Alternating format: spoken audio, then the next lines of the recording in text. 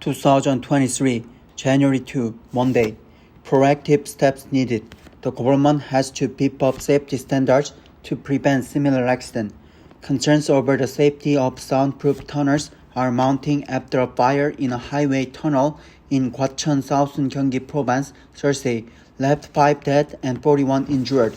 The blaze that engulfed and gutted the bulk of the 830-meter long tunnel-shaped structure is reported to have started with a cargo truck, where a fire broke out for unknown reasons. Dozens of cars were trapped under the structure along the road as the fire spread to the soundproof walls and lasted for 2 hours before firefighters put out the flames. On Sunday, the police raided a waste collection company to which the truck belongs in order to identify the cause of the fire.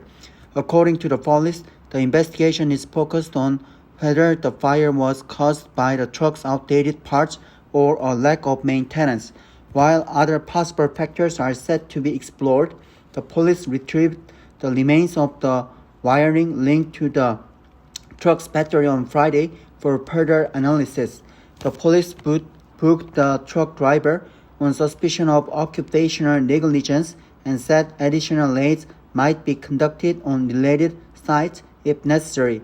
The probe came after President Yoon Suk-yeol ordered the related government agencies to conduct an all-out inspection of sound barriers and other road structures to see whether the component materials are sufficiently fire-safe.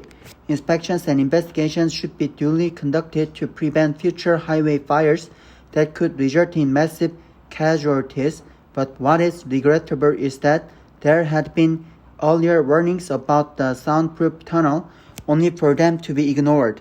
In a situation reminiscent of other high-profile accidents, experts point out that safety standards in the tunnel were not strict enough and that the fire safety barrier did not work, resulting in greater damage. Soundproof tunnels are fundamentally vulnerable to fire accidents as they are structured in a way that traps heat and hazardous gases when a blaze breaks out inside.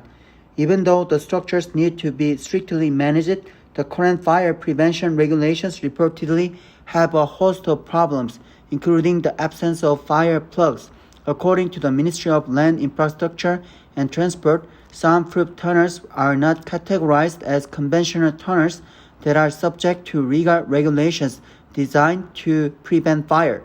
As a result, soundproof tunnels, chiefly designed to resolve noise problems for apartment complexes nearby, do not need to install firefighting equipment, nor do they need to go through strict inspections.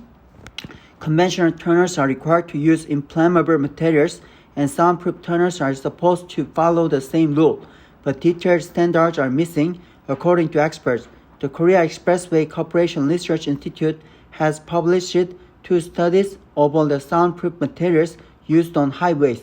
One study put out in 2012 warned that the polymethyl methacrylate (PMMA) material used in the soundproof tunnel hit by the blaze Thursday was prone to catch fire more easily and spread faster than polycarbonate materials.